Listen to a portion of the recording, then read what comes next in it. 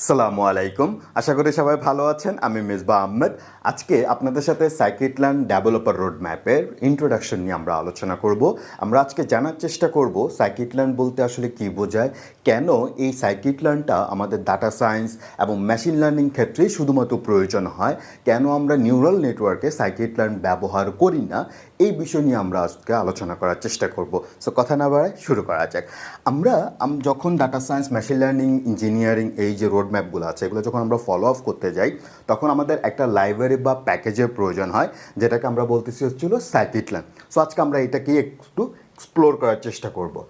সর্বপ্রথম আমরা যদি আমাদের কনটেক্সটে আসি যে আসলে আমাদের সাইকিটলার্নের যে ইকোসিস্টেমটা সেটা আসলে কী জিনিস।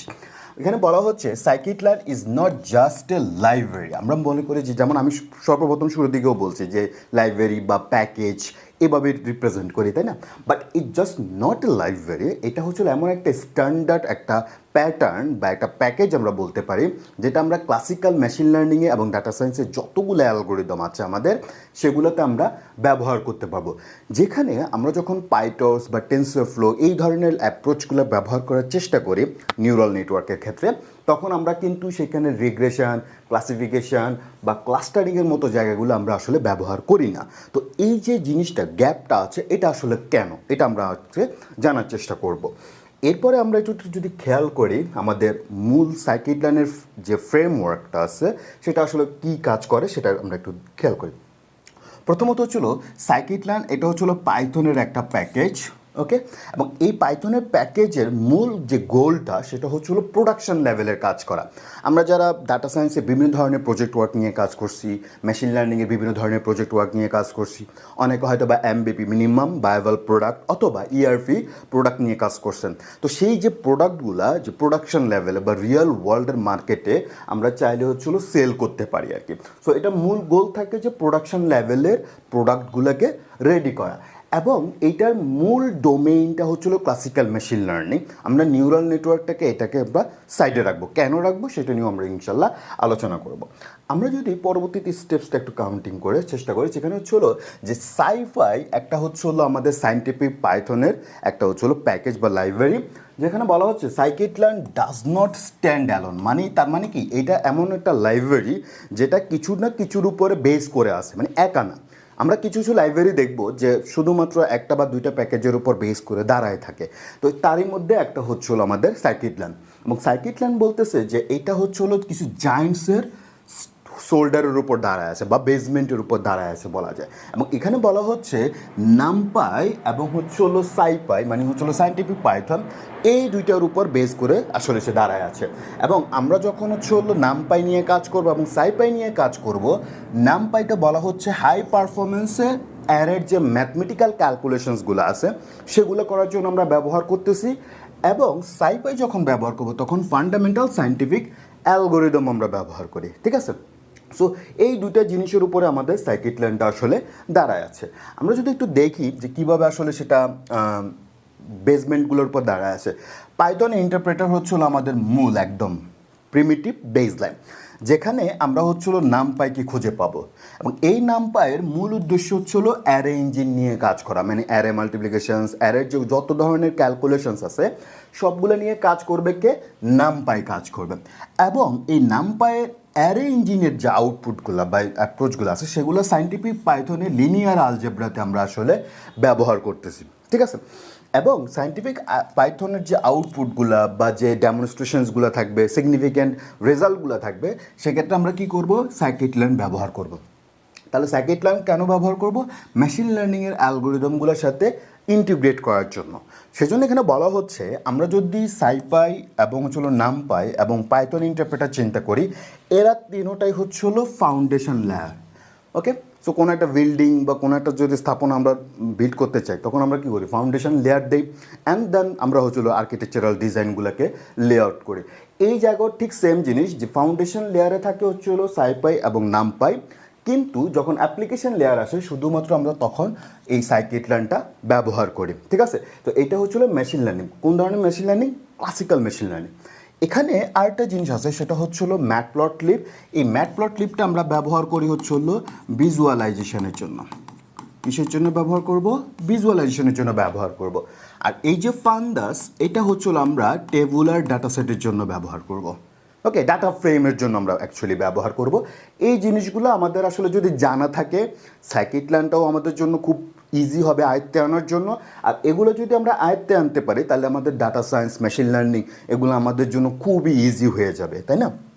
এখন দেখি পরবর্তীতে আসলে আমাদের একটা কথা বলা আছে, সেটা হচ্ছিল সাইকিটল্যান্ডিক ক্যারেক্টারিস্টিক্স, বিহেভিয়ার কী আসলে। এখানে আমরা তিনটা বিহেভিয়ার দেখতে পারবো এবং কেন এই তিনটায় আসলে আমরা ফোকাস করতেছি সেটা নিয়ে আমরা আলোচনা করব। প্রথমত আসি আমরা প্রথম যেটা, সেটা হচ্ছিল ওপেন সোর্স। এটা একদম ট্রান্সপারেন্ট থাকে, মানে আপনার কোডিং আর্কিটেকচারের কোন ব্লকে কী আছে, কোন ফাংশনে কী ধরনের লজিকগুলো বিল্ড করা হয়েছে, কী ধরনের লুপ কল করা হয়েছে, কেন কল করা হয়েছে, এই সকল কিছু মানে অবজেক্ট ওরিয়েন্টেড প্রোগ্রামিং বা ফাংশন, ক্লাস যাই আমরা বলি না কেন, সবগুলো আমরা ওপেন সোর্স ট্রান্সপারেন্ট দেখতে পারবো। পাশাপাশি আমরা চাইলে সেখানে আপডেটও করতে পারবো বা কন্ট্রিবিউটও করতে পারবো। একটা লার্জ অ্যামাউন্ট অফ কমিউনিটি আছে। এখানে একটা বলা আছে, সেটা হচ্ছিল বিএসডি লাইসেন্স। বিএসডি লাইসেন্স হচ্ছিল বার্কলি সফটওয়্যার ডিস্ট্রিবিউশন লাইসেন্স। এই লাইসেন্সটা জিপিএল লাইসেন্সের চেয়ে একটু আলাদা। কেন আলাদা? সেটা হচ্ছিল আমাদের কিছু মানে লাইসেন্স আছে, সেগুলো হচ্ছিল ফার্মেসিভ লাইসেন্স। ফার্মেসিভ লাইসেন্স এগুলো নিয়ে আমি কথা বলবো। ফার্মেসিভ লাইসেন্স বা নন ফার্মেসিভ লাইসেন্সগুলো আসলে কেমন, কেন এদের মধ্যে পার্থক্য আছে, কখন ইউজ করতে হবে, এই জিনিসগুলো আমরা আসলে আলোচনা করবো কোনো একটা মোমেন্টে। তো বিএসডি লাইসেন্সের একটা সুবিধা হচ্ছে, আমরা যেখানে ট্রান্সপারেন্ট এবং ফ্রি বলতেছি, আমি যদি কোনো একটা প্রোডাক্ট বানাই, সে ফর এক্সাম্পল আমি একটা প্রোডাক্ট বানালাম, সেটা হলো একটা এমবিপির একটা প্রোডাক্ট আছে, মিনিমাম ভায়াবল একটা প্রোডাক্ট বানাচ্ছি। এখন এই প্রোডাক্টটা আমি চাচ্ছি সেল করার জন্য। সো আমি যদি বিএসডি লাইসেন্স কন্টেন্ট করে যদি থাকে, তাহলে আমি চাইলে আমি কি করতে পারবো, এটাকে সেল করতে পারবো, ঠিক আছে? কিন্তু জিপিএল যদি আমি সেল করতে যাই, তাদেরকে মেনশন বা অ্যাকনলেজ করে আমার ওই প্রোডাক্টটা হলো সেল করতে হবে, ঠিক আছে? সো এখানে একটা অ্যাকনলেজ উইদাউট অ্যাকনলেজমেন্টের একটা ব্যাপার থাকে। আর এটা হচ্ছিল কমিউনিটি। আমরা যদি হলো কমিউনিটির কথা যদি চিন্তা করি, এখানে থাউজেন্ডস অফ ডেভেলপার আছে যারা কন্টিনিউয়াসলি সাইকিটল্যান্ডের লাইব্রেরিটাকে কী করা হচ্ছে, ইমপ্রুভমেন্টের দিকে নিয়ে যাচ্ছে। এবং এই জিনিসটা খুবই কমন। এবং আমরা টেনসরফ্লো, পাইটর্চ যখন পড়বো, তখনও দেখবো যে কমিউনিটির মাধ্যমে কিন্তু এই প্যাকেজগুলো ইমপ্রুভ হচ্ছে ডে বাই ডে। তো সেই বিষয়গুলো আসলে আমরা একটু দেখব। এখন আসি আমাদের সাইকিটল্যান্ড হচ্ছিল ফাউন্ডেশনের যে ফাংশনালিটিগুলো আছে সেগুলো আমরা দেখি। এখানে বলছে যে সাইকিটল্যান্ড ইজ জাস্ট নট এ টুল।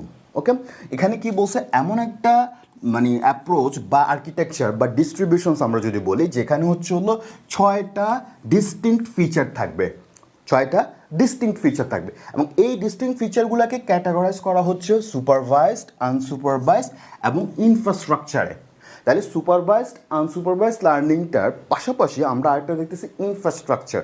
এবং এখন এই তিনটে জিনিসের আসলে ডিফারেন্সটা কেন, বা কেন আমরা আসলে 6 পিলারকে ডিভাইড করতেছি। এখানে যেটা বলার চেষ্টা করতেছে সেটা আমরা 6 পিলারের প্রথমটা ক্লাসিফিকেশান।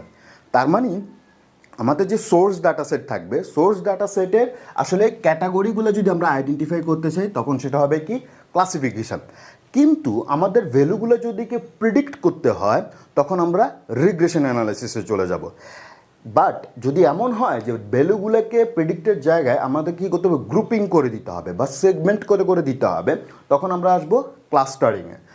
এবং যদি এমন হয় আমাদের একটা লার্জ অ্যামাউন্টের একটা ডাটা সেট আছে, বাট সেটাকে আমরা কনভার্ট করে একটা স্মল অ্যামাউন্ট বা ডাইমেনশনে নিয়ে আসতে যাচ্ছি, তখন আমরা ডাইমেনশনালিটি রিডাকশন পড়ব, যেখানে আমাদের পিসিএ মানে প্রিন্সিপাল কম্পোনেন্ট অ্যানালাইসিস, টিএসএনই আমরা পড়তে পারি, অথবা আমরা চাইলে এসবিডি বা সিঙ্গুলার ভ্যালু ডিকম্পোজিশনস, এই ধরনের অনেকগুলো টেকনিক্স আছে যেটা আমরা ডাইমেনশনালিটি রিডাকশনে ব্যবহার করব।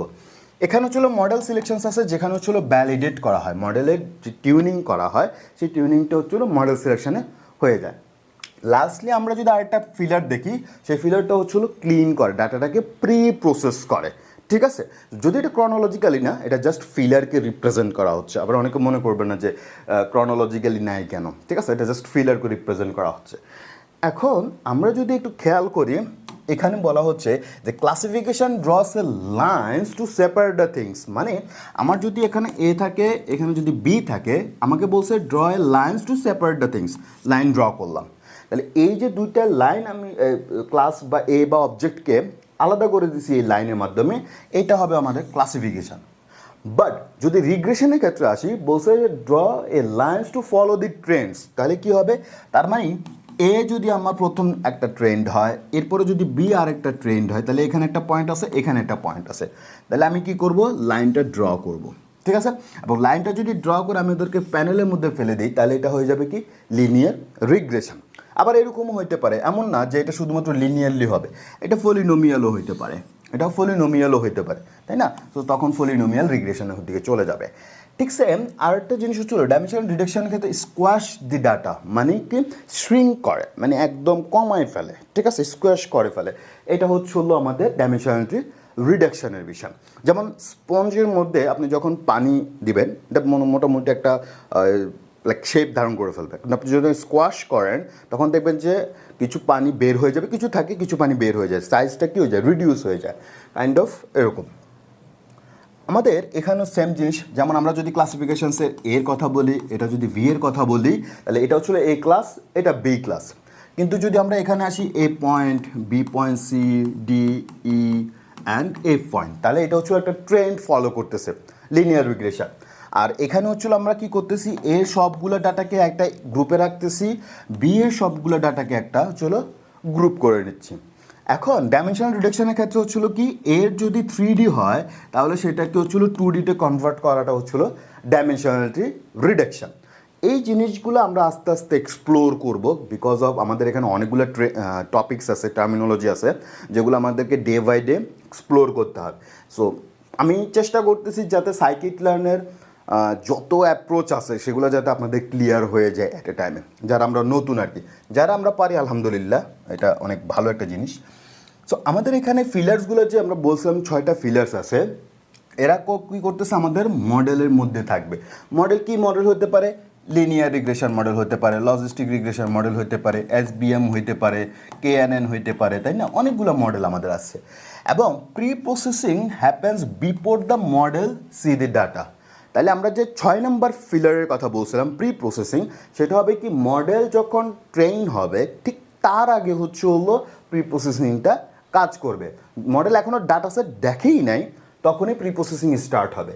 And model selection happens after or during the training to ensure the quality.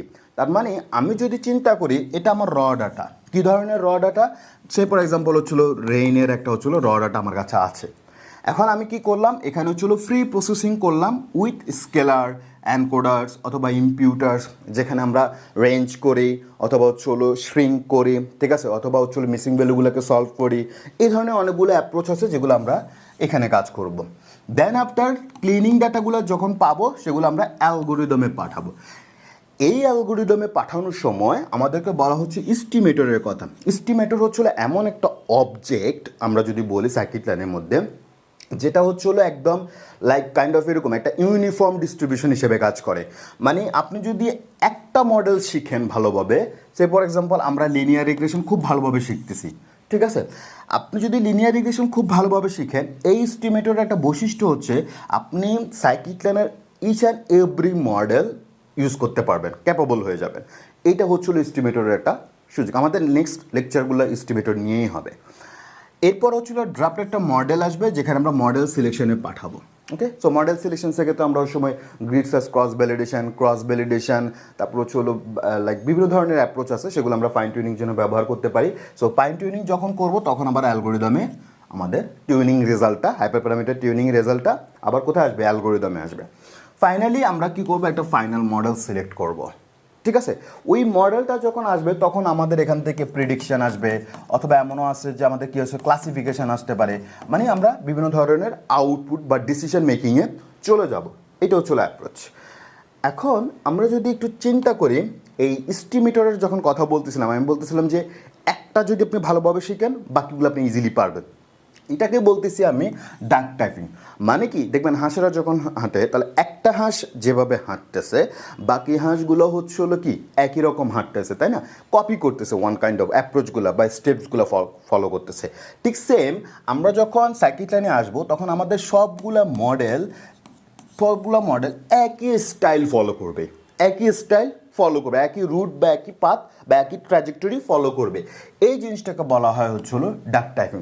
এবং এটা খুবই মানে পরিচিত একটা টার্মিনোলজি, যারা আমরা টেক নিয়ে কাজ করি বা কন্টিনিউয়াসলি, ঠিক আছে, এগুলা দেখতে পারবেন আপনারা। এখন আমরা দেখি আমাদের মডেলের যে কাজের ব্যাপারটা আসে সেটা। তাহলে আমরা বলতেছি একটা মডেল, ধরেন সেখানে এখানে এসবিএম সাপোর্ট ভেক্টর মেশিনের কথা বলা আছে, আমরা এসবিএম এর পরিবর্তে আমরা বললাম যে এটা আমাদের একটা মডেল, যে কোনো মডেল হতে পারে। মডেলটা আমরা কি করতেছি, ইমপ্লিমেন্ট করতেছি যে কোনো মেথডের ক্ষেত্রে আমরা দুটো জিনিস পাই, একটা হচ্ছে হলো ফিট পাই আর একটা হচ্ছে হলো প্রিডিক্ট পাই। যখন ফিট হয় এটা অ্যাকচুয়ালি কি হয়, ট্রেইন হয়। আর এখানে আমরা প্রিডিক্ট যখন করি তখন হচ্ছে হলো আউটপুটটা আমরা শো করি, রেজাল্টটা দেখাই যে এত পার্সেন্ট আমাদের আসছে। এটা হচ্ছে হলো আমরা কন্টিনিউয়াসলি এইটাই দেখি যে ফিট হচ্ছে, প্রিডিক্ট হচ্ছে। বাট যেটা হচ্ছে হলো যে ইমপ্লিমেন্টেশন মেথডসে আমি যদি ফরেস্টও দিই, কোন ফরেস্ট, র্যান্ডম ফরেস্ট হইতে পারে, তাই না? এই যে র্যান্ডম ফরেস্ট অ্যালগোরিদম আছে এটাও আমি ইমপ্লিমেন্ট করতেছি, তাহলে এটাও আমার এখানে আসতেছে, এসবিএমও আমি জিতেছি। মানে যাই দেই না কেন আর্কিটেকচারালি এই এপিআই এর থ্রুতে কাজ হবে। তাহলে এপিআই কি, অ্যাপ্লিকেশন প্রোগ্রামিং ইন্টারফেস, ঠিক আছে? এই এপিআইতে সবাই আসবে। তার মানে আপনি দেখেন, আপনি যদি একটা মডেল ভালোভাবে শিখেন, যে কোনো একটা মডেল ভালোভাবে শিখেন, তাহলে কিন্তু আপনি এই এপিআইতে আপনার মডেল থেকে থ্রো করতে পারবেন এবং রেজাল্ট আপনি নিয়ে আসতে পারবেন ইজিলি। ওকে, এই জিনিসটা যখন আমরা একটু বোঝার চেষ্টা করব তখন আমাদের কিছু জিনিসের প্রয়োজন হবে। সেটা হচ্ছে হলো যে আমরা যখন বলতেছি এস্টিমেটর, এই এস্টিমেটরে দুইটা জিনিস থাকে। একটা হচ্ছে হলো কনফিগারেবল প্যারামস। কনফিগারেবল প্যারামস হচ্ছে হলো ট্রেইনের ঠিক আগে, মানে ফিটের ঠিক আগে আমরা কিছু প্যারামিটার ইউজ করব অ্যাজ এ কনফিগারেশনের জন্য। আরেকটা কিছু প্যারামিটার আমরা পাবো বা অ্যাট্রিবিউট আমরা পাবো, যেটাকে আমরা বলবো হচ্ছে হলো লার্নিং অ্যাট্রিবিউট, ঠিক আছে? Learning attribute. সো এই লার্নিং অ্যাট্রিবিউটগুলো হবে আমাদের মডেল ট্রেন হওয়ার ঠিক পরে, ঠিক আছে? তো এই কনফিগারেবল প্যারামিটার্স বা অ্যাট্রিবিউটগুলো থ্রোতে আমাদের কি হবে, সেট করে দিচ্ছি, কনফিগারেশন করে দিচ্ছি আমরা। আর এখানে হচ্ছে হলো লার্নিং অ্যাট্রিবিউট পাবো। কনফিগারেশন প্যারামিটারে আমরা হচ্ছে হলো নর্মাল অ্যাজ ইট ইজ নাম পাবো। সে ফর এক্সাম্পল আমি বললাম যে মিন, হ্যাঁ, আমি ধরেন হচ্ছে হলো মিন বললাম, এটা হচ্ছে আমার কনফিগারেশনের একটা ভ্যালু হবে। কিন্তু আমি যদি এখানে মিন একই জিনিস লিখলাম মিন, বাট লাস্টে আন্ডারস্কোর দেই, তখন সেটা হয়ে যাবে লার্নিং অ্যাট্রিবিউট।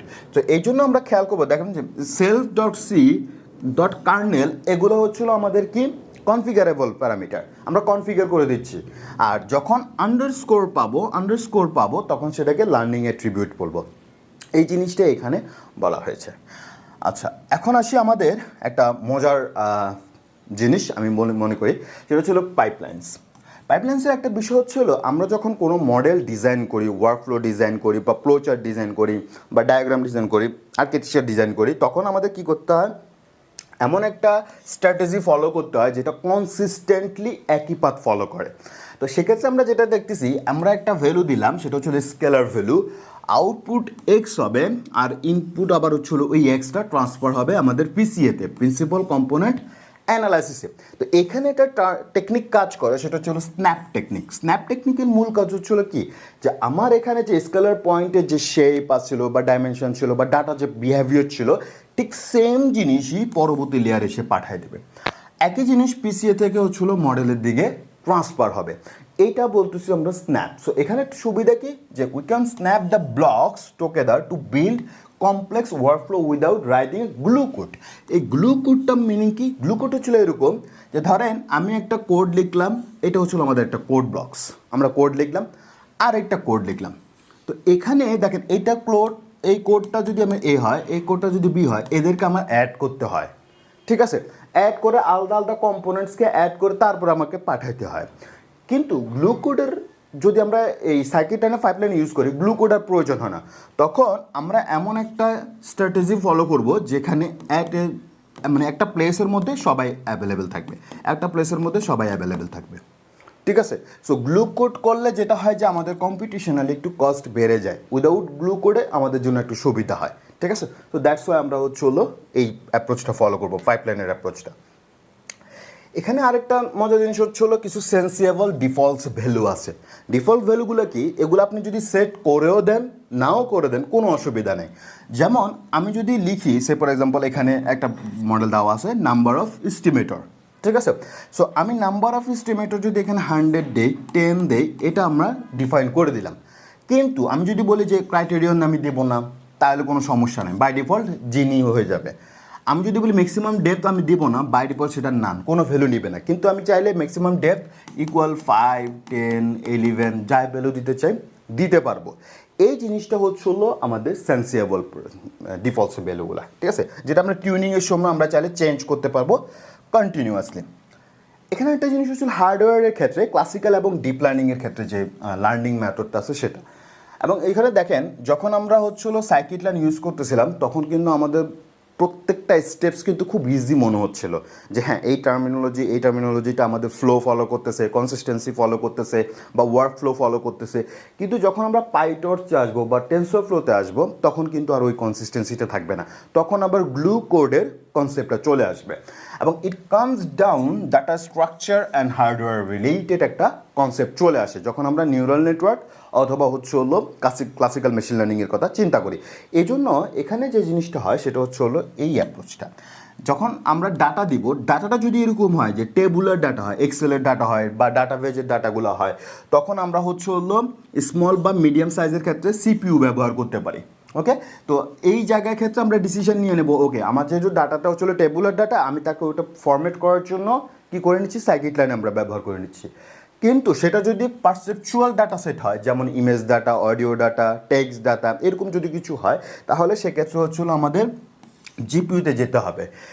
এখানে আর একটা বিষয় আছে, সেটা হচ্ছিল কি যে যখন সাইকিট-লার্নে আসবো তখন সেটা হচ্ছিল র্যাম বাউন্ডেড করা থাকে, আর যখন আমরা হচ্ছিল ডিপ লার্নিংয়ে আসবো তখন কম্পিউটেশনাল বাউন্ড থাকে, এই জন্য জিপিইউ লাগে। এবং এই জায়গায় আমরা একটা জিনিস পড়বো আর কি, সেটা হচ্ছিল রাস্টারাইজেশন। কি পড়বো? রাস্টারাইজেশন, যখন আমরা ইমেজ অথবা হচ্ছে হলো ভিডিওর ক্ষেত্রে আসবো, ঠিক আছে। এই জিনিসগুলো হচ্ছে হলো আমাদের জানতে হবে, আস্তে আস্তে আস্তে আস্তে এক্সপ্লোর করতে হবে আর কি।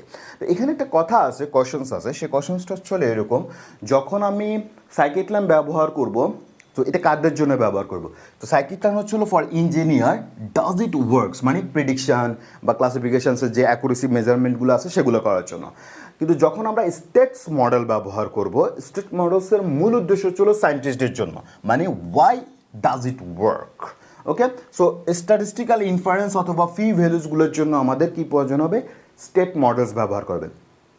সাইকিট-লার্নও আমরা হচ্ছে হলো স্ট্যাটিস্টিক্সের জন্য ব্যবহার করতেছি, আমরা স্টেটস মডেলও স্ট্যাটিস্টিক্সের জন্য ব্যবহার করতেছি। কিন্তু এই জায়গায় আমরা ব্যবহার করতেছি ডাজ ইট ওয়ার্ক মানে প্রেডিকশনস বা ডিসিশন মেকিংয়ের একটা অ্যাপ্রোচের জন্য।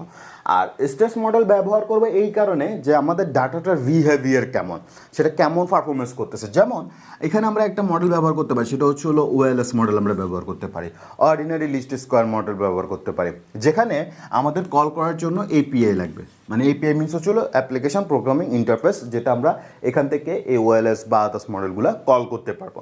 সো এখানে যেটা হয় সেটা হচ্ছে হলো একটা প্রিডিক্টেড ভ্যালু আসে, আমরা যাই দিব বা ফোকাস যাই হবে সেটা হচ্ছে হলো প্রিডিক্টেড ভ্যালু, মানে হচ্ছে হলো কি অ্যাকুরেসি আসবে। তাহলে অ্যাকুরেসি কত? 0.9, না মানে 90% অ্যাকুরেট প্রেডিকশন।